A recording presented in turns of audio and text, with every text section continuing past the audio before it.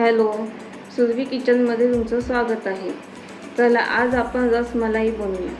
त्यासाठी आपण 1 लिटर इथे दूध घेतलेलं आहे, ते आपण गॅसवर ठेवून दिलेलं आहे। आता त्याच्यात 1 मोठा चमच साखर टाकूया। दुधाला चांगली आता उकळी यायला लागलेली आहे। मस्त 2 चमचे लिंबूचा रस टाकूया। पण इथे लिंबाचा रस टाकून घेतलेला आहे, तुम्ही पाहिजे तर विनेगर पण टाकू शकता। बघा आता आपले पनीर तयार व्हायला लागलेलं आहे। इथे हलकसं हलवून घ्यायचं आणि 5 ते 10 मिनिटं असंच ठेवून द्यायचं। आता इथे आपला पनीर तयार झालेला आहे, हे बघा।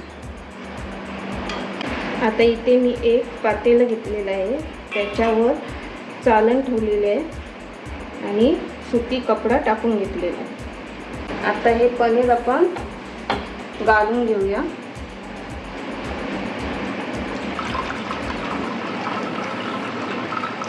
आपण इथे पाणी टाकून घेऊया। लिंबाचा रस आपण टाकलेला आहे, त्याचा आंबटपणा जाण्यासाठी ठेवून द्यायचं 1 तासभर। इथे आपण अर्धा लिटर दूध गरम करायला ठेवलं आहे। केशरमुळे स्वाद पण येतो आणि कलर पण येतो। 4 चमचे साखर। आता इथे फूड कलर थोडंसं टाकून घेऊया। आपण इथे फूड कलर टाकलं कारण केशरचा रंग पुरेसा होणार नाही, म्हणून आपण फूड कलर टाकला। पिस्ताचे काप। आता आपण याच्यात वेलची पूड घालून घेणार आहोत। आता हे दूध पूर्ण थंड होईपर्यंत असंच ठेवून देऊया। इथे पनीर मी 1 तासभर सेट करून घेतलेला आहे, त्यातला पाणी पूर्ण ड्रेन झालेला आहे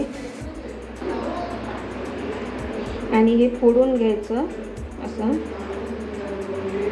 हाताचा हा भाग असतो ना, तो असं घ्यायचा आणि अशा प्रकारे मॅच करून घ्यायचं।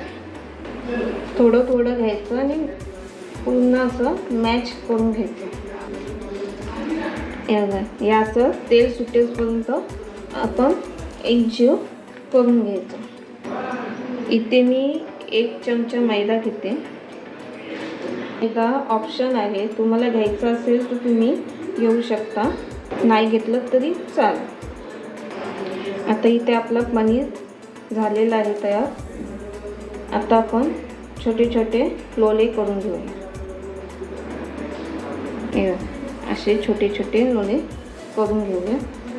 आता इथे लोले करून झालेले आहेत, 15-20 लोले झालेले आहेत हे आपले। इथे मी पाणी गरम करत ठेवलेलं आहे। इथे पाणी मी 3 कप पाणी घेतलेलं आहे। आता त्याच्यात आपण 1 कप साखर टाकूया। आता इथे आपल्या पाण्यात छान उकळ आलेला आहे, साखर पण आपली विरघळलेली आहे। एक गोळा टाकून घेऊया। आता इथे आपण 10 मिनिटं शिजवून घेणार आहोत। आता इथे आपले 10 मिनिटं झालेले आहेत। आता आपले बघा लोले छोटे छोटे आपण लोले केलेले, मोठे मोठे झालेत। 10 मिनिटं असेच ठेवून देऊया।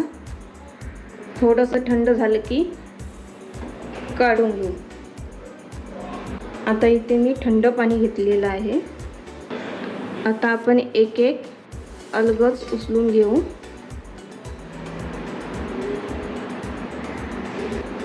आणि थंड पाण्यात टाकून घेऊ।